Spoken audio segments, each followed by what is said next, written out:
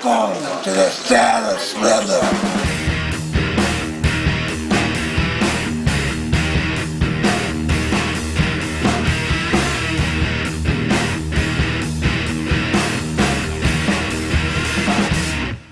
I wanted to bring back the over-the-top fun and horror of the 1980s films. James grew up with these movies. I love The Fly, Tremors, Gremlins, Nightmare on Elm Street, The Brood, American Werewolf in London, Evil Dead, Critters, The Toxic Avenger, The Thing, Alien, Halloween. I enjoy the feeling of being creeped out. I think that's a really fun thing to feel. He loved this sort of, 80s monster movie. It's some scary shit. And that's also why you see throughout the whole movie there's lots of mentions of, nods to other films. I mean, Jack McCready is named after R.J. McCready from The Thing.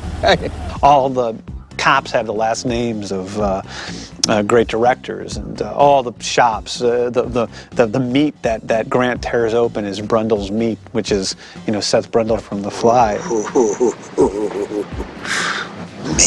All the street names everywhere is named after somebody or some character associated with horror films. He was convinced that this was the movie he was going to make, this was how he was going to make it, and it never veered into arrogance. It was always just certainty. I'm going to make one back-to-back joke every day. I remember the night before we started shooting, Paul Brooks said, just have a good time, that's what matters. I have a few laughs and, realize that, fuck, this ain't a bad way to be earning a living. And I do say that if I do have one good talent as a director, it's that I choose good people to be around me. It was always about getting people who could handle the material, be scared, be funny, be both. We found that with this group.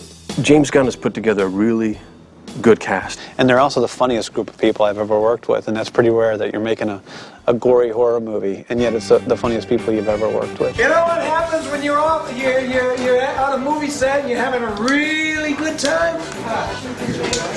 What? Yeah. Black this up there. Now we have to do balls real quick. You just saw my house. It's a real palace, isn't it? Is this your first nude scene, President James? That's Nathan's thing.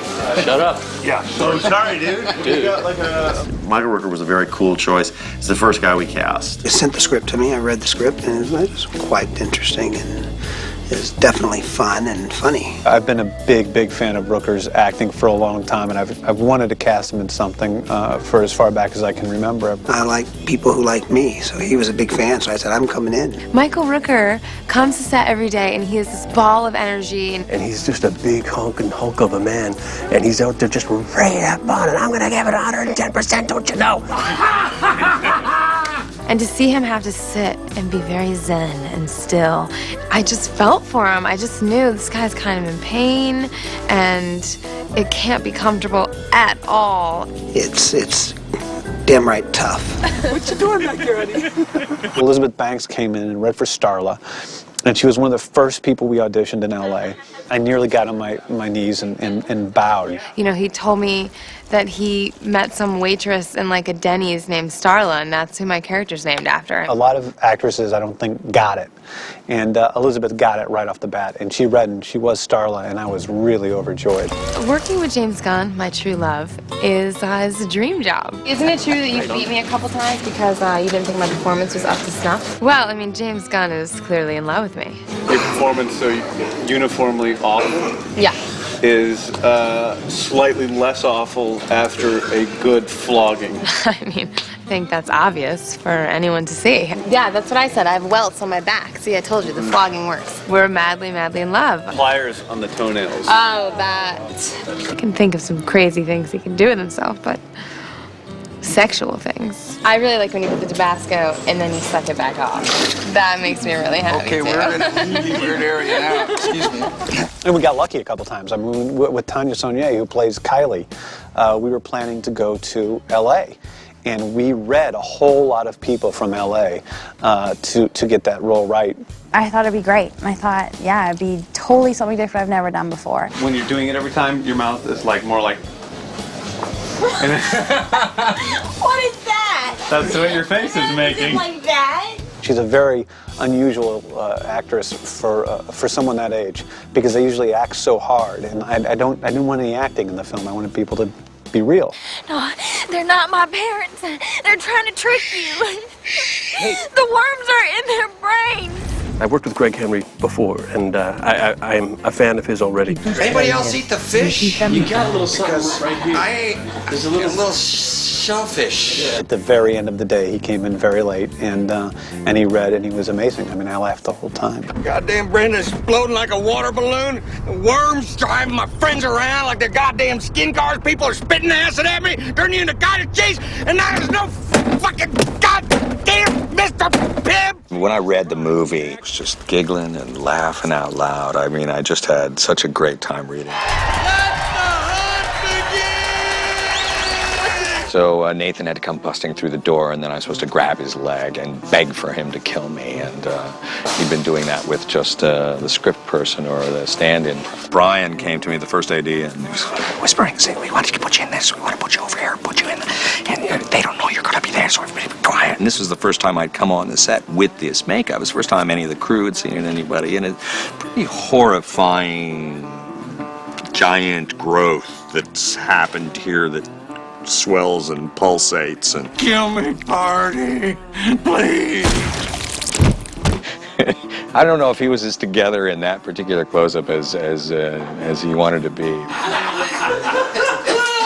It scared the shit out of me. I'm sitting in this yard, and over the hill come 36 zombies just crawling over the hill, coming at you. And I thought, this is my worst nightmare. And zombies start attacking. What do you do? What's your plan? You got to have a plan. You always have to have a zombie plan. Nathan was the last person we cast, actually. Bill Party, the chief. He doesn't say, "Well, it's time to put on my hero shoes." He says more so, "What was that?" When he came in and did the reading, he really stole the show. He is Bill Party. He's great. He's exactly like how I imagined him. James Gunn is a crazy director. This is his way of directing. They're all dead. Action! Oh, like a bone in pain. Oh. Okay, and action. And he does it all the time. Get angry, Grand Monster. Get angry. I lose it. I just lose it when he does that. Tell him he doesn't understand how hungry you are. What? I'm thinking of my father. Yeah. Will you say, "Who's the cocksucker now"? He was a Shakespearean actor. No, that's a Shakespearean line. Who's the cocksucker now? Daddy, I want to be an actor just like you. Call him a goddamn Republican. What the heck am I doing here? When he's yelling things, the corners of his mouth are sneaking up, and he's smiling, thinking that he's really, really funny. Cut. Okay, great. The scene I think that's been the most difficult by far so far has been the scene between Starla and Grant at the end of the movie, when she basically seduces him and gets him to drop his guard. And he's gonna swat you here, okay? You're gonna fly back. You're gonna run in here. Give him your little smarmy Bill Party. Yep, I'm Bill Party. Yep. Tentacle comes by.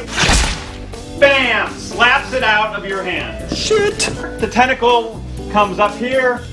Whack! Bam! Be careful because it's real glass. Smash him out through the window.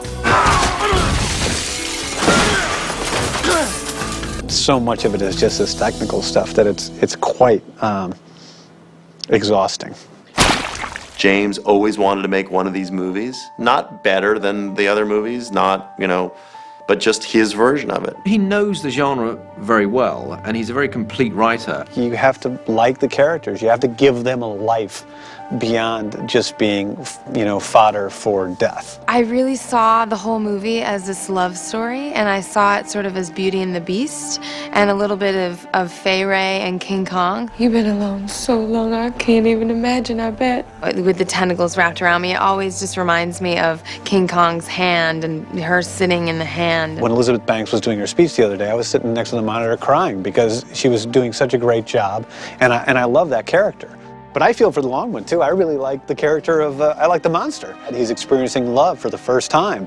In billions of years of existence, he's, experiencing love, and he's very lonely. The Frankenstein monster is in love.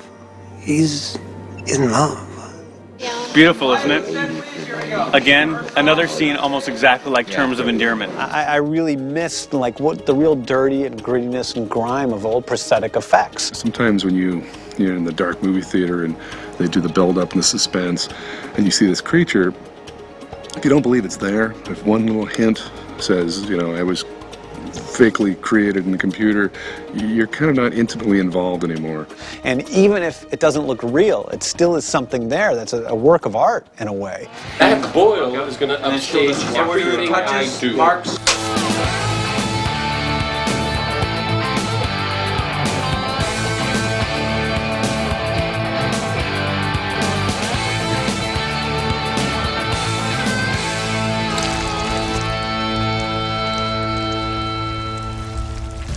John Godesky is our visual effects supervisor, and he's a great guy. He's been a lot of fun to devise tricks with. We decided, like Todd Masters and I spoke early quite a bit, and we decided that we were going to really make the visual effects and the prosthetic effects work together. He's not afraid of using practical stuff. In fact, he encourages it. There's things that just doesn't make sense for him to do because it's very difficult. And if you're smart, and you can figure out how to key them together like that, you get something that people don't even know what they're looking at.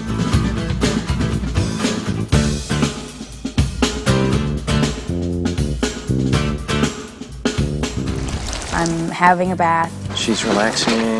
In a bubble bath. It's been a stressful day. Parasites, you know, enter the room in the house, and I have no idea. She doesn't see it because she's having a disagreement with her mother. You could have turned into a plum in there. Prune, Mama. Plums turn into prunes. I was a prune by the end of the day. I was in this water for so long.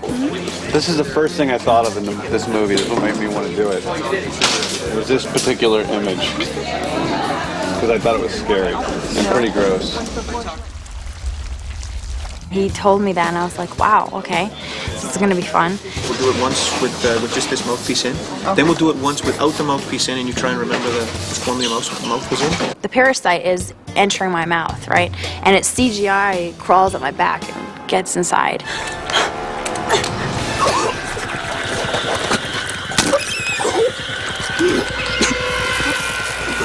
I'm just cracking up because the puppet guy is swinging its tail around, you know, and then I have another one that's not real, that's just my mouth open where the CGI is going to go. So it's it's really funny. This is going to be for Kylie's close-up. There are several different versions here. One of this is just just the tail, so it kind of wiggles around and doesn't choke her. The other two are stunt worms. One's actually a bit of a hero worm, but she pulls them out and throws them across the bathroom.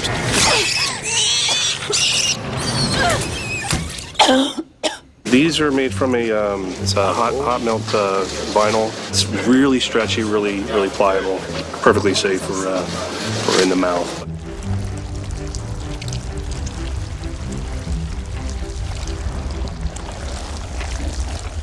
There's a shot in the film where Kylie's in the truck. I'm in a car and the parasites are swarming it. It's a really expensive effect to do if you animate it, but if we created animation, just a white on black element of worms that just build and build and build until the screen is black, and then use that as a projected light source through a digital projector, it would almost be free. So if it works well, we'll save money. If it doesn't work well, it was a glorious experiment.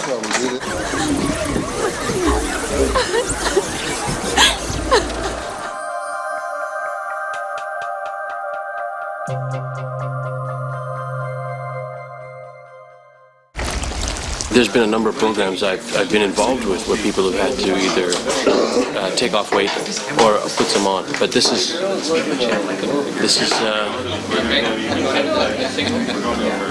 that's the fattest lady I've ever seen.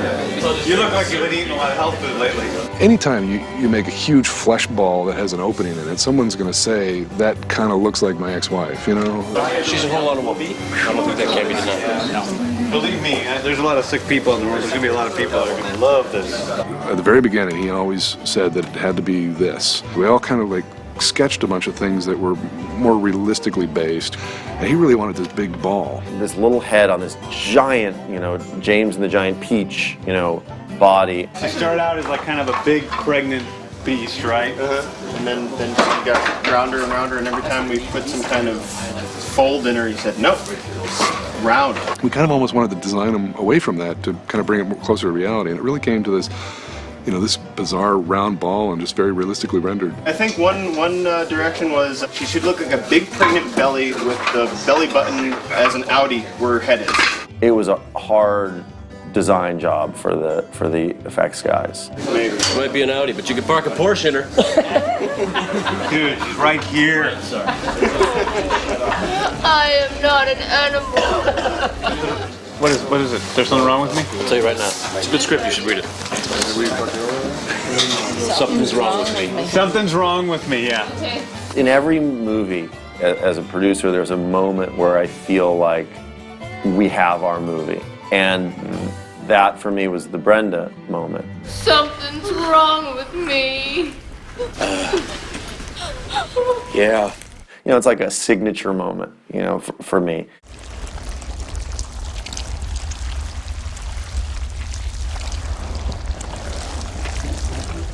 Brenda came in and auditioned, and I had been looking for a Brenda for a long, long time, and I couldn't find the right Brenda.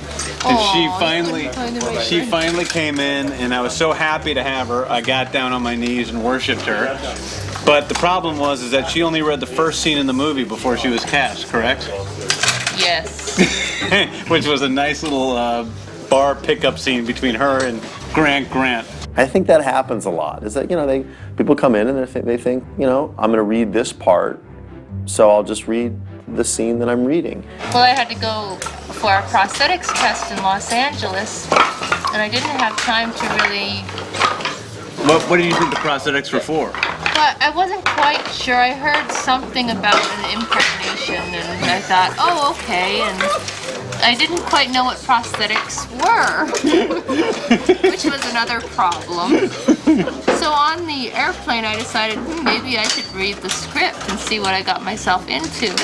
And lo and behold, I found myself sobbing in the air uncontrollably the whole way down to Los Angeles, only to find myself encased in a prosthetics makeup chair, which wasn't that much fun either. This particular org that I'm living in right now isn't a lot of fun either. But you still love me. Oh, I want to kiss.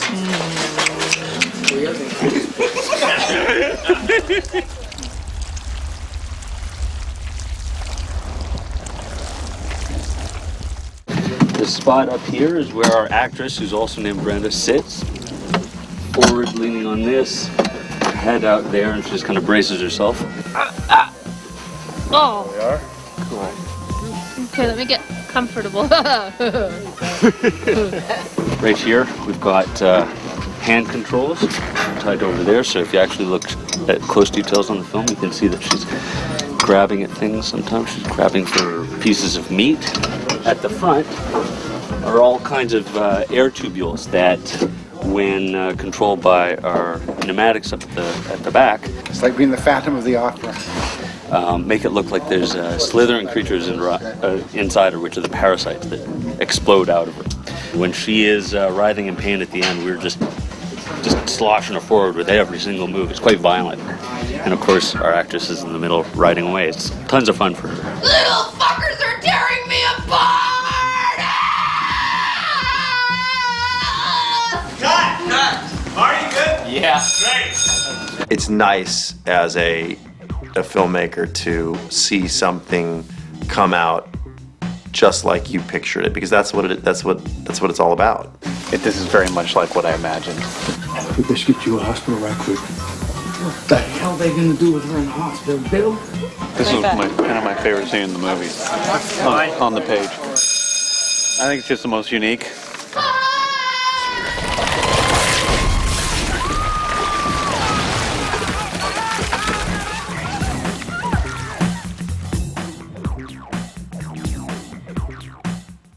Most of us don't really understand what it takes to build a Grant monster.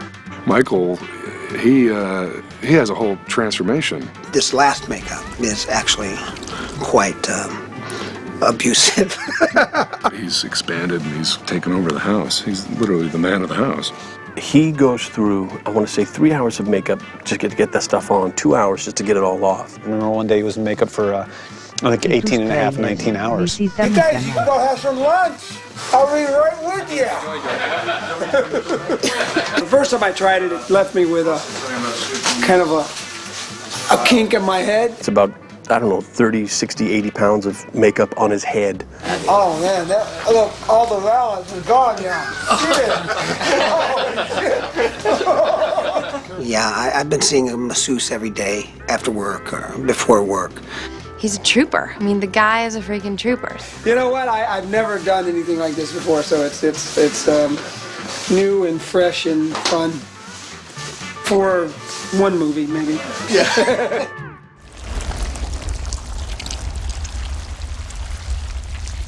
Much like all the effects on Slither, they're all a work in progress. Even when we get on set, it's still evolving. So We had the Grant monster, and I changed him. James will look at something. He's like, "Oh yeah, this is really cool, but can we see it from this angle? Can we do this?" I'm having a big problem with this, unfortunately, guys. He would come in and go, that should be there and that should be there, and totally change things. If we've been working on him for 6 months, now we changed his whole, everything about him in an hour. That's, again, where our great team has come to play. Does this look like I'm stabbing him, or does it look too bouncy? What we initially were going to do is we were going to take this mirror and Starla was going to stab it in Grant's eye. Now we're going to move it down to this big growth area here. That's pretty good, actually. That's a good place to do it. That's a good place. So we're going to plumb this with blood and pus to ooze out. This movie's all about the pus. Blood is overrated. We need more pus.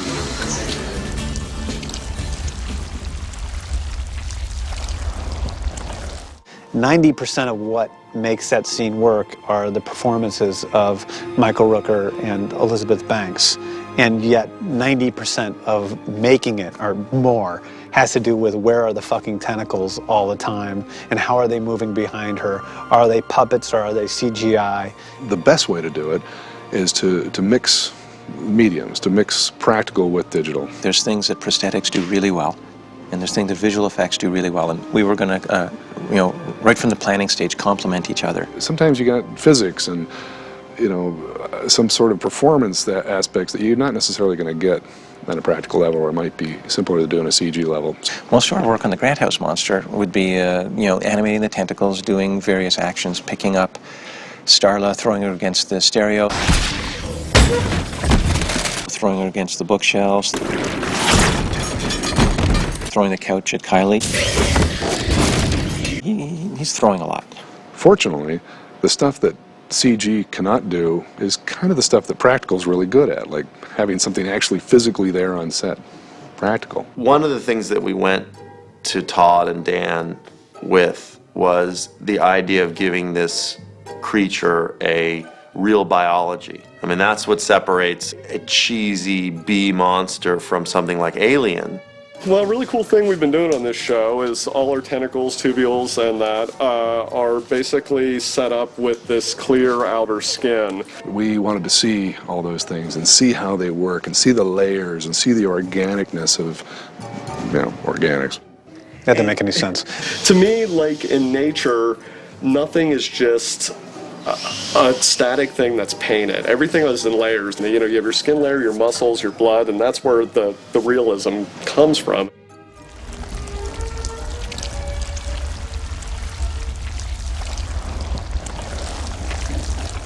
The first thing Dan wanted to do, this was great, he wanted to take us all to a like SeaWorld or something like that. I thought that was great. We looked at a lot of sea creatures at first, and like a lot of sea slugs and things like that.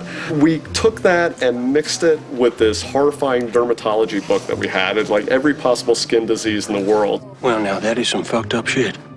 So we started this database of just organic, weird crap, and we started using it in our designs. We ended up with a really interesting biology for the Grant monster. This is a tubule, which there's a lot of confusion throughout the show people getting tubules and tentacles mixed up, but there's a very big difference. Did you say tentacle or testicle? A tentacle is basically what he uses to grab, to squeeze, to kill, and to move around.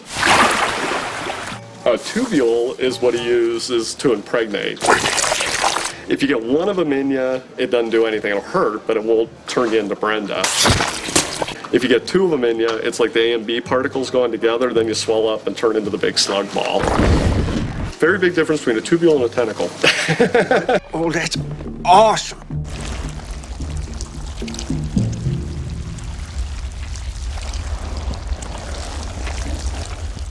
This is a puppeteer rehearsal on one of the front tentacles of the Grand House Monster. The key thing with these tentacles is rigidity, and getting it up in the air is extremely important. Pretty creepy. You got to get it up in that position before you can start really waving it around and getting into the sort of motion and the thrust of the scene. You are seducing her, so you don't want to scare her completely. I think the most frightening thing that we can bring as puppeteers to this is that if we don't do it well, we're not going to get hired on another tentacle movie. And that in itself is tremendously frightening for most of us. So it's kind of like, Grant and his little ninja self-defense Secret Service team. They're operating his tentacles, they're operating these tentacles, they're operating his feet. Puppeteers are right there with the creature, and they have that control, and it works really, really well. Well, most of us are puppeteers from Vancouver that work together a lot. What we get brought in today on a rehearsal day to do is just rehearse the movements that the director and the effects house have worked out, and get ourselves ready for the shoot over the next few days. This is the small of the front two tentacles, so it will be a workout.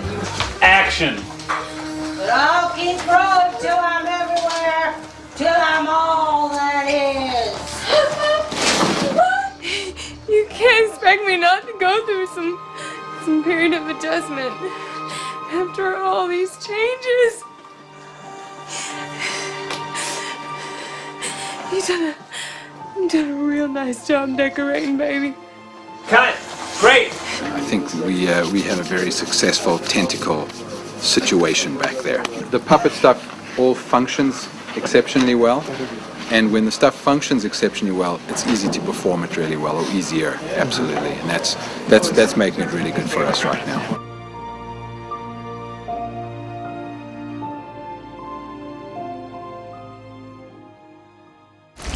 This movie's more than just an homage to the alien invasion movies of the 80s. It's kind of a bit of a tip of the hat to the makeup effects guys from that period that were just kind of making it up as they went. But I also hope that the core horror fans get, actually the reverence with which the film was made. There's probably more bad horror movies than any other genre of film, but there's also a lot of great horror movies. We're pretty sure we're actually working on one of the best movies. It's just been a really great experience. Welcome to the DVD extras of Slither.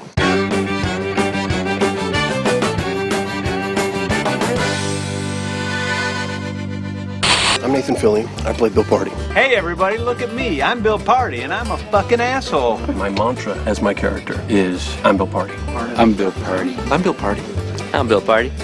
We're here backstage on the Slither set. Spin, set, and action! The EPK guys gave me this camera to walk around and see what kind of trouble we could get into. This is a close set. We have to be considerate about people's working environment. Get the fuck out of the way, cocksucker. Of course, always, as on a set, safety first.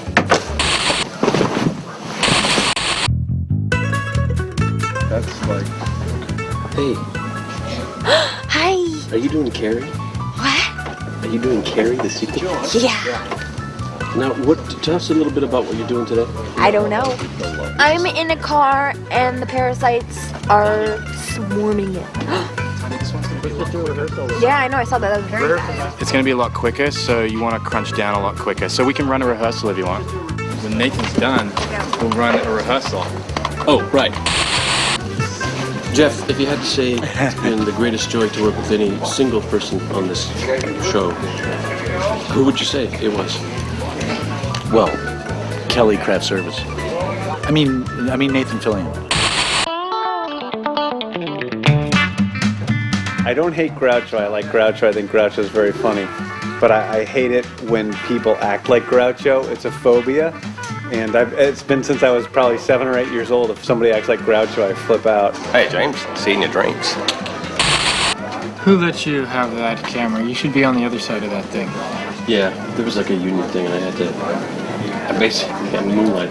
Well, let's go in the mirror and let's film your scene. Are you gonna act good this time? So I wore my like nice jeans, nice shoes, and I'm covered in fucking blood now. Welcome to my house. This is my lovely abode. It's sort of been wrecked a little bit. We had a problem with some alien monsters that turned into zombies and ate people and stuff, so. Okay, so these pictures are a combination of photos that Michael Rooker and I gave them, and then photos that we took once we got here. This is a photo of Michael Rooker when he was like 20, and this was somebody, and they superimposed my head into the photo, which I love. This is a picture of me and my true life husband when we went snowmobiling, but they stuck Rooker's face inside the mask. This is my wedding photo with Michael Rooker. This is Christmas morning. We opened a bunch of presents. It was fun. We went camping. And everything's covered in blood. We don't know whose blood it is, but it's somebody's blood. What has been your one greatest challenge in working in Slither? Undoubtedly the meat. Meat. Vegetables from now on. Hi. Hi. How you guys doing? Good, how are you? Good. I'm doing a little something for the DVD extras. Are you? And they all wanted to know who's been the most pleasurable cast member to work with. God, not that Nathan guy. He can hear you. Oh no, he's kind of unruly actually. What has been the single greatest challenge? Bill Party. Working with Nathan Fillion. Oh, Nathan? Well, I don't want to say. I can't say. You say. I don't want to say. He pees in the girls' washroom. I'm Bill Party. I'm Bill Party. I'm Bill Party. I'm Bill Party, and I'm packing. I'm not Bill Party. I'm Bill Party. I'm Bill Party. Bitch. I hate that guy. I have a very full mouth, let's say that, and I'm not sure it's food. I think this movie has its cock in my mouth. And I'm fucking gagging. My eyes are watering, I'm gagging, but I refuse to spit it out because I'm a trooper. It's gonna come if it's the last thing I do. Jesus Christ. Put that on your fucking DVD. And thanks for joining us, you kids at home. If you got this DVD for Christmas, you just give your parents a big thanks.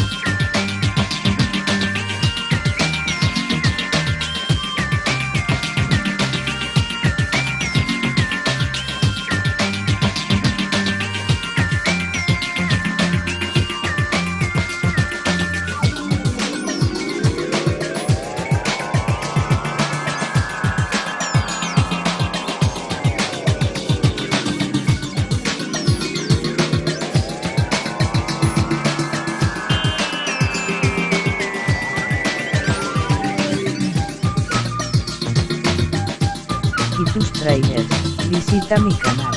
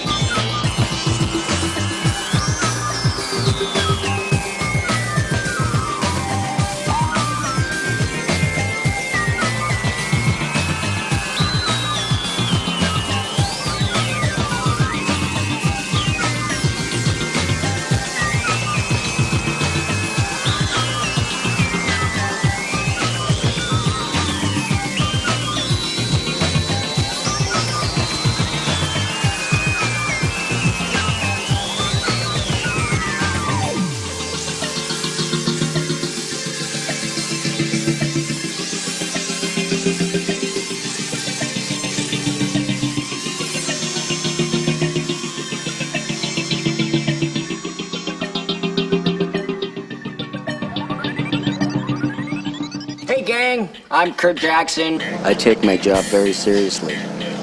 I do special effects, and we're gonna teach you gorehounds how to make blood at home. So what we start with is some hot water. If you can do this on the stove, it's even better, but make sure you ask your mom and dad if you're not old enough to use the stove. And we have corn syrup. Now corn syrup comes in two types. This is the dark stuff, and there's a clear stuff. I go with the dark stuff, then you only have to add a little bit of color. So we're gonna go ahead and add this into our hot water. Comme ça, like this. And this is where you're gonna mix in the consistency. So the less hot water you use, the thicker your blood's gonna be. Great. The other things that I like to add is chocolate syrup, which is any brand as long as the liquid, and that darkens your color. But I'm gonna add my red first. Remember, add your red a little at a time because it goes a long way. So we're gonna put some red in. See, it's going a nice pinky kind of color. There we go. See how it's kind of translucent? It's a bit translucent. We want our blood to really stick to stuff. So we're gonna add some chocolate syrup now. There we go. See how that's darkening up? More like blood, real blood.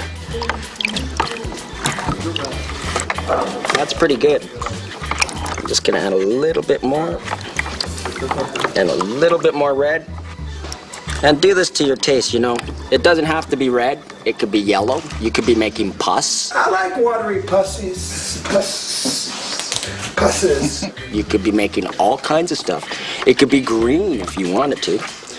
But the key ingredient is corn syrup. And you can make it thick as you want. So that's pretty good. We're going to pour a little bit of that into here. Visita mi canal.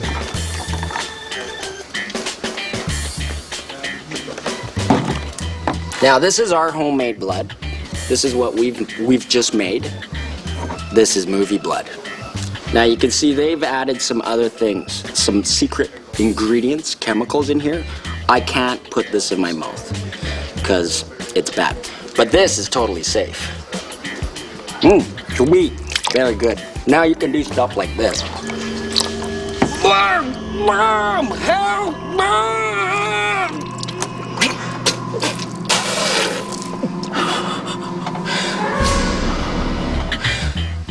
Remember, have fun with blood. Make it at home. Scare your friends. Scare your family. And have fun. Lots of blood, lots of gore. Because we love meat. Meat. And blood. Blood.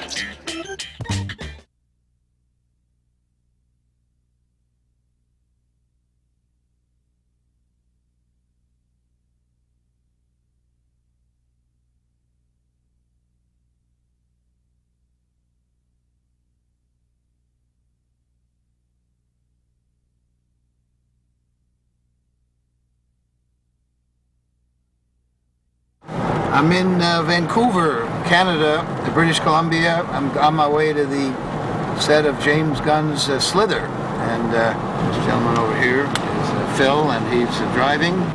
I'm going to have the privilege of playing the sad drunk, something which I'm well suited for. I would imagine this part was written especially for me. The word about James Gunn, he was assistant director on Romeo and Juliet. He wrote it and also acted in it. And after Romeo and Juliet, a movie promoting incest, James's next career move was to direct the delightful children's classic Scooby-Doo. Oh, he didn't direct it. I'm sorry, he wrote it. He wrote it. And of course, it was the most successful film of the year or the summer. And then Scooby-Doo 2, and then he rewrote Dawn of the Dead and made it his own. Now he's directing his very first movie, Slither. James is one of those guys who's part of the mainstream, who's going to be a good influence on the mainstream. He's got that independent, true love of cinema, which he will bring to the mainstream, and be kind of an intellectual sleeping cell of decency within the Hollywood mainstream.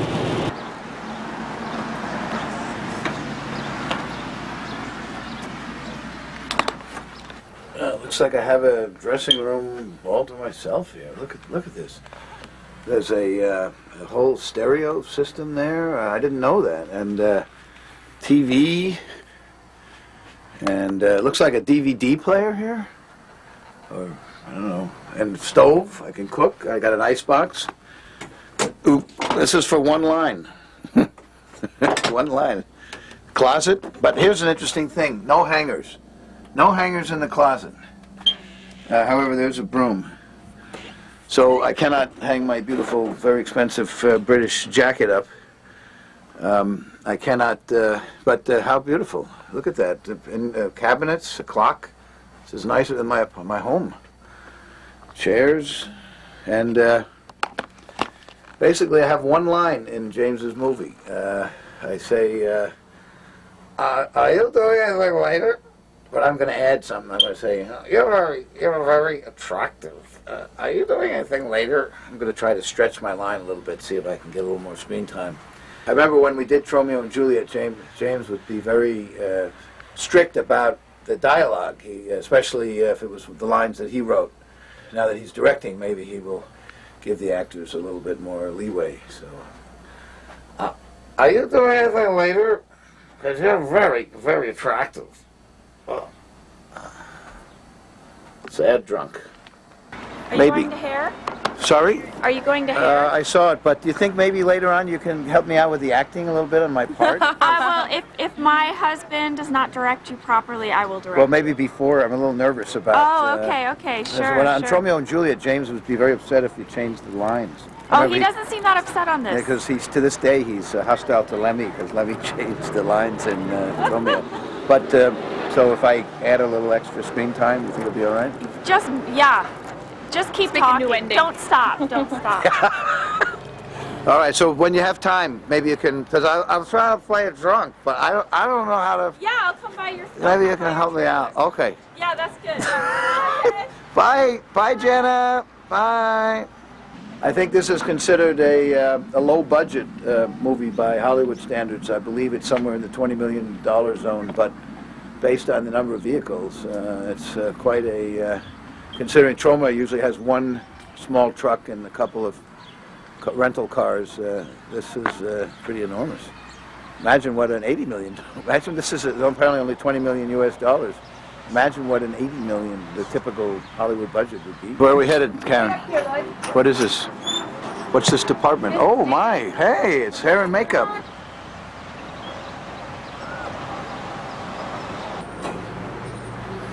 Well, this is the look. It looks pretty stylish for a sad drunk. My hair looks kind of chic. If this were a Troma movie, I would be very upset about all this. I don't think I look drunk. I look gay or something. Look at my hair. It looks like it's some stylist. And then look at the clothing. Look at this. This is the hat that I don't know if I'm supposed to wear this, but I mean, it looks like Tevye from Fiddler on the Roof. I mean, does this look like a sad drunk? This looks pretty chic. It's got a collar, it's sort of suede, and looks pretty elegant. But well, we'll see what happens. Check out the costumes here. Or what? What's that? That's a nice shirt you're wearing there. What? Wow, how nice is that? I love the monster. Oh, hey, look at the shirt. I saw that in the room. Are you coming set? Yeah, how do you like this hair? I like it. You like it? I like it. Yeah, looks good. Now we have another question, though. Yeah. Does Shelby wear her headset all the time? Even when she's not at the dispatch, does she just unhook it and walk around with her headset on? Or does she... What do you think? Well, when I was a receptionist, that's what I did. If I had to go to the bathroom, it was a lot easier to just unhook yourself from the phone. Yeah, you could do that. But if it looks confusing, we'll take it off. Okay, let's see what it looks like. Okay. Nice to meet you. This is Lloyd Kaufman, the man who gave me my start. Lloyd, nice to meet you. Creator of the Toxic Avenger. Lloyd, we shared the makeup together. Yes, we did. Nice to meet you. Playing the sad drunk. So everybody Let's go. right on the other side here. Yeah. Are you coming? Come to Oh, hold on. I gotta Visita mi canal. No, just come like that. Oh, okay. Okay. I'll just put it there.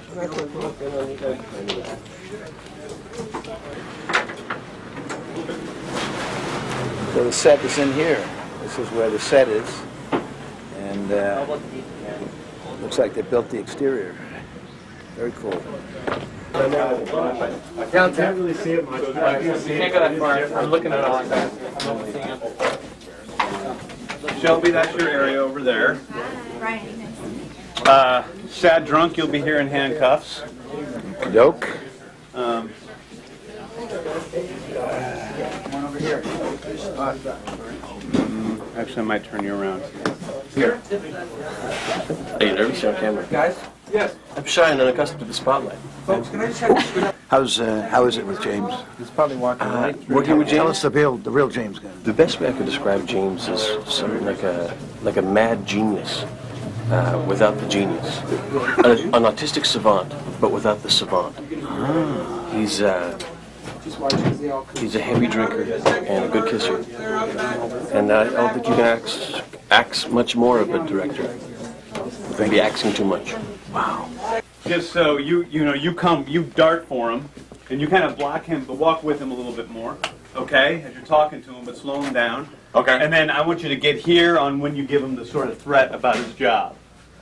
Right around this area. Your post is in dire straits. Yeah, right there. you stop. That's where you stop him. All Poke right. him a little bit. All right. Okay. So, you want to go ahead and start? Can you do approximately the way you want me to do it? The drunk thing, sort of the not drunk thing? Just try it like yourself. Oh. Because you look so messy, and you're in cuffs, so we know that you're doing it. Just what are you doing lately? Okay. And then when you run out at the end, you just run like a human. Oh, I shouldn't do the. Oh, okay. So just sort of, I shouldn't. Okay. So it's sort of just. What do you do anything later? Don't even be drunk. Oh. Let's see what it's like.